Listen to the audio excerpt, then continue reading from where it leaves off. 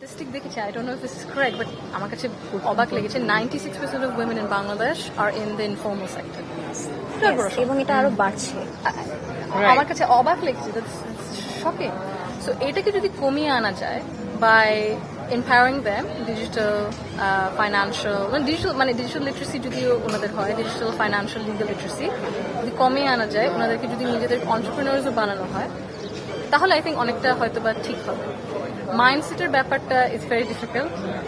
মাইন্ডসেটের ব্যাপার তো এই যে আচ্ছা ঠিক আছে, আমি মহিলা আমার জন্য কাজ করছে, আমি ওনাকে কম টাকা দেবো। মহিলা কাজ করছে, পুরুষ আছে, মহিলাটা হয়তো বা ভালো কাজ করে, সবাই ওনার কথা শুনে, কিন্তু আমি ওনাকে ম্যানেজারিয়াল পজিশন দেবো না, পুরুষটাকে দেবো। ওই মাইন্ডসেটের একটা বিষয়।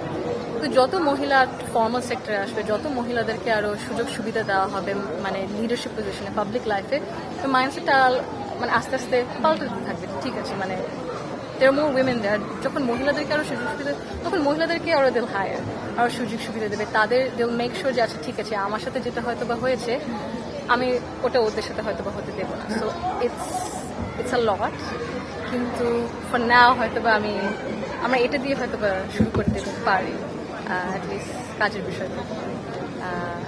সরি, লম্বা উত্তর ছিল। আর am I missing anything? না, কোনো সমস্যা আচ্ছা ঠিক আছে। তাহলে আপনাকে যদি প্রশ্ন করি, তাহলে আপনি কি করতে চান?